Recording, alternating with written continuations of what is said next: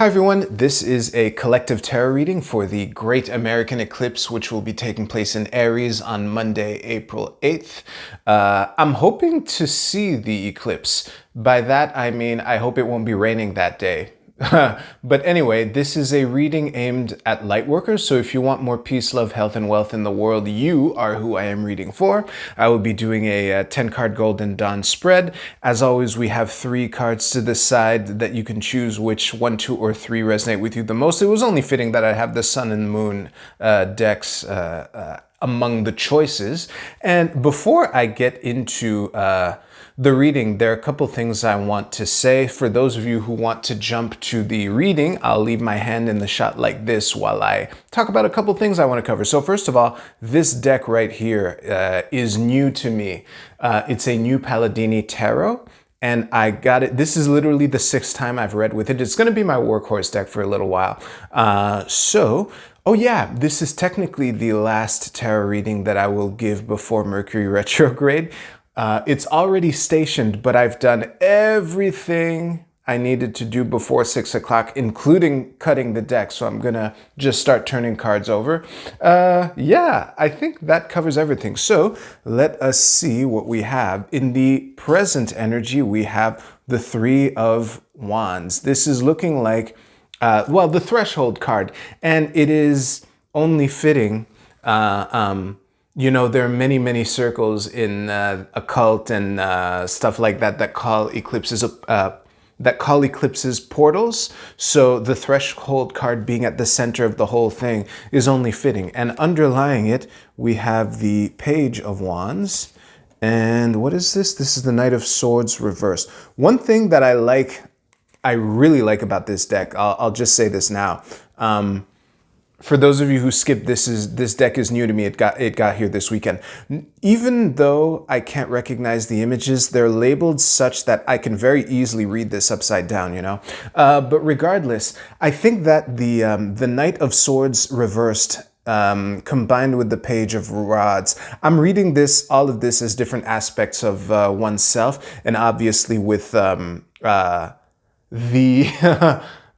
turbulence that is implied for the energy of April as a whole during the eclipse, and Mercury is retrograde during most of the first of the 6 months that eclipses typically impact. The review and slowing down implied by the Knight of Swords reverse is very fitting here. And at the top we have, what is this? The 6 of Wands reversed, okay, and the 2 of Wands. I'm getting strong review vibes. This is funny that, I can already tell that once I've laid down all 10 cards, I'm going to stare at this in silence to see, but I wasn't expecting the Mercury retrograde of April to have as big an impact on this reading as it appears to have. Now, leading into this, we have the 5 of Wands, of course, and the 6 of Cups reversed. Yeah, the good old days. Yeah, I framed it pretty well. Wait, yeah, the entire card is in the shot. So I don't know what that was, but that is definitely... oh, you might not have heard it, but my phone notification just distracted me. Definitely something to adjust for next time. Actually, you know what? I'll do that right now. I'm an Aquarius. I hate it when my phone makes any noise at all, and I know what I'll do differently next time. So, coming back to this, let's just go with the incoming energy. We have the 4 of Coins, awesome, and just amazing. Yeah. Well, maybe this is a 6-month window we're looking at after all. Listen, it's very easy to feel optimistic. And yeah, Justice is the only major arcana card to have shown up so far, with 1 in the reading proper, and maybe it's at the bottom of the deck. Actually, the anticipation is killing me. So the bridge between the past and the future is the Ace of Wands, of course, and the 10 of Cups reversed at the bottom of the deck. We'll get to Disneyland. I'm calling it now. I really hope no, there's no shot that was out of focus this whole time. Okay, I'm going to stare at these cards and come back with y'all right now. Yeah, I don't like doing this, but the two cards that are confusing me the most by far out of this whole thing, the message is pretty clear. But the two cards that are confusing me the most are these two cards. So I'm going to pull a clarifier for these two cards. And this is the Five of Swords reversed. Okay, I will reflect on that and I'll see you right now. All right, so this is one of these spreads where it's difficult to know where to begin. So I guess I'll start with the elements. This is a solar eclipse in Aries, so it's only fitting that of the cards, six, one, two, three, four, five, six of them are wands. That is very fitting, you know. And there's so many wands in the reading that sorry, let me rephrase that. There's so few other cards left that it isn't really worth breaking down the rest of the elements. You know, this is a very fiery, very will-driven energy in this reading. Now, I also want to acknowledge real quick these two cards because I don't think what they add to this message matters that much. It's kind of like the good old days and the chaos that ensued and things like that. And it's in the past and it's led us to this current moment, which is the important part in this reading, in this context anyway. And yeah, I mentioned before unpausing that I was surprised for the Mercury retrograde to appear as more impactful than I was expecting, but this is, you know, Mercury will be retrograde during the eclipse, so that does make sense that that energy would carry forth. And the way to sum up this energy is stop and look, whatever thing that you can do now that you've been seeing results, it's kind of an invitation to here's why it's difficult for me to put this into words, okay? Because for the month of April in particular, there's a very strong vibe of, you know, one foot on the gas, one foot on the brake. And it's represented all over this reading also. There's a lot of, you know, explosive dynamic cards that are reversed, you know, and the vibe of this present energy here, these six cards, is one of looking at what you have and choosing to go forward with it, but still not progressing by leaps and bounds. It's kind of like you're being invited to look at the win that you want to get. Oh, and there's one aspect that I forgot about, which has suddenly made a lot of things snap back into place, which is this Six of Wands reversed at the top here. The way that it fits into this reading is one of, it's almost as if being in a position to obtain the victory is the victory in and of itself. And to learn from what has brought you here, what your ace is, we'll get to that. And to contemplate what long-term win that you want to shoot for, you know. And it's also reinforced with the Ten of Coins, the Ten of Cups reversed at the bottom of the deck here when I jokingly said that we'll get to Disneyland. It's for the newcomers, it's a metaphor that I use all the time in these lightworker readings, which is the one of a road trip to Disneyland and the child asking, are we there yet? And, you know, you can only be told we'll get there soon so many times before doubt that we're even going to Disneyland at all starts seeping in, you know, hence the we're going to Disneyland running gag, underpinning the entire thing. So at the same time that we have the dynamism, the subdued dynamism of the Knight of Swords reversed here we also have double aces. Actually, let's focus on that. I keep wanting to push it off, but it's worth mentioning now because it's getting in the way the longer I don't mention it. This is the second time in not that long, not that many Lightworker readings that the Knight and Ace of the same suit have shown up. I definitely remember the Knight of Swords and Ace of Swords. That was not that long ago, actually, which is the suit of air for swords. And now we have the Fire Brothers, the Page of Wands and the Ace of Wands. So this is the... it's almost as if the sword, because when it was Page and Ace of Swords, the vibe of that was one of what is your sword? Pick what your sword is to go off towards the victory that we want to get, you know. Whereas now we go from air to fire. We go from the intellectual planning and communicating to actually driving it to lighting that fire to make it happen. But yet there's subdued, it's long term. And again, the cards that were confusing me the most were these two cards, which I'm surprised I've said as little about them as I have so far. I guess it was because this was so clear to me that these two cards were confusing. So in short, the vibe of these cards, what they contribute to this is a reminder that it's a marathon, not a sprint.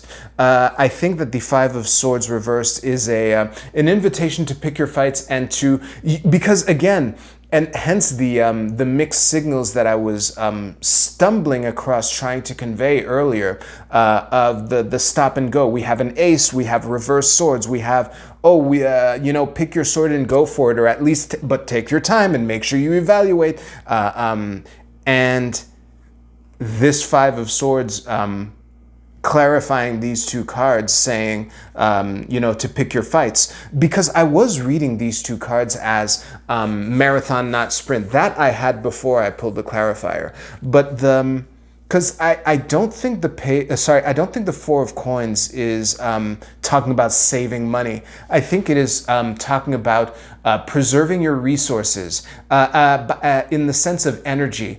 Because coins, yes, coins is the material realm, but the whole thing is energy is in the material realm when you think about it. Or I guess for some scientists watching me probably thinks I sounded extremely stupid just now, but you kind of get what I mean. And the holding it close to the vest, is one of making sure that you don't, because again, when you're trying to pick your wand, when you're trying to see which is your wand from the past, from the good old days or whatever, that has prepared you as you are now to go off into to seek the justice, or also to evaluate. That's honestly the aspect of justice that is coming through also. But of course, this is the Justice card, and we still have the upright sword of truth represented in this version of justice. I don't know how many upright swords there are in the deck. I'm pretty sure the king and queen both have upright swords. But anyway, yeah. Actually, let's keep vamping on justice. Of all the, because again, when I was looking at the elements of this spread, Justice was the only air card before I turned over the Five of Swords here. And of all the airy signs, one would think that Libra is the least active, or it's the one that's known for being the most wishy-washy. Aquarians aren't wishy-washy because we don't show up at all and we're impossible to reach. But Libra, they're the ones who have that reputation among the air signs, which is fitting that this is the card. And again, I don't like leaning too hard on these zodiacal correspondences between certain cards, but it did come up. But yeah, all that to say, many facets of the Justice card are coming forth in this reading, because again, in this version, there's a strong emphasis on the scales, like she's looking at the scales very diligently, So as much as this is an invitation that, the bridge between the past and the future that we want is the Ace of Wands, reinforced by the preparedness that you, I say this so often that I just realized there might be people watching this who've never heard me say this. Pages are graduated aces. I say this all the time, which is why I was but the difference between an ace and a page is that the page is an ace that's already gone through the pips, already gone from 1 to 10, you know? So yeah, but this is the one that's below the surface, ready to sprout the rod to try, you know? So try to think of it as micro experiments. That might be the approach to finding out what your wand is, you know. I guess I'll say rod. I've been fighting the urge to say rods this whole time because that is the word that's on the card, you know. But yeah, do I have anything else? Actually, now the stylus that I use rolled into the shot. I'm gonna pause just to make sure I didn't leave anything on the table. No pun intended. Nope, that covers it. Marathon, not a sprint. Pick your fights, and it's all about, you know, the fact that we're even in a position to wonder which wand is ours is a victory in and of itself that we can leverage to go further, you know, to get to that Disneyland. So let's move on to the Oracle card portion. If you chose the Oracle of the Radiant Sun, your card is Manipulation. This is Jupiter in Scorpio. Let me just show you the card correctly. It might have a better shot at focusing. There's a lot of symbolism in this card. Let me stare at this. It's hard for me to read it any other way. Any other ways, because the word is manipulation, you know, and in the context of this reading, I would take this as an invitation to be mindful of other people and watch their motivations, but it's also an invitation to not take it so personally, because again, when there's so much dust in the air, it is understandable for people to try shit, you know. One would argue that the existence of this entire channel is me trying shit, you know. In the sense that I was implying, you know, for manipulation. You either get what I mean or you don't, that it's fine. But yeah, to not take it so personal in the sense that the stoic aspect of this person, it was what leapt out at me. So it's also a check on yourself to avoid temptation to rationalize things that might be manipulative, and also an invitation to be mindful that other people might be thinking the same things. And while, yes, it's absolutely recommended to defend yourself against shit like that, but to not take it personally. That's how I'd read it. If you chose the Moon Oracle, your card is Recognition. This is a full moon in fire sign. This is another one of these cards that has a lot of symbolism on it. Give me a second. All right, there are a couple ways to read this card, and they're both really cool. So obviously we have a full moon, right? And the word is recognition. This is the full flowery bloom of victory, but in the field of will. And again, more fire. This is really interesting. So timing wise, the next full moon in a fire sign is going to be during Gemini season, with the full moon in Sag. I don't know when that's going to be, which is in less than 6 months. So maybe there's that. It could also be the timing wise, the full moon after the eclipse. It could be that straightforward because the moon is in a fire sign of the reading that that I'm doing right now, right? But yeah, I would say I would invite you to expect opportunities to be in the spotlight and to not shy away from them, because something tells me that you've earned the right to have the spotlight shown on you in awesome ways. That was a mic drop. All right, if you chose this one, your card is Solar Flares Activate. Jesus Christ, you can't make this shit up. Listen, if there's a project that you've been working on, see what opportunities eclipse season offers you to start them or advance towards them. But this is, you know, yes, it is important to think in the long term, you know, with these two cards and these three cards. But it's also important to play You know, yeah, oh, geez, this sums it up. It's only those who are willing to risk going too far to whoever find out how far they can go. That was a mic drop, and it fits so well with this theme, you know. So yeah, I'm gonna wrap everything there, up there. Thank you very much for watching. If you like this video, please give this video a like. I hope y'all have a great eclipse. I hope y'all have a great next 6 months. Take care, I'll see you soon.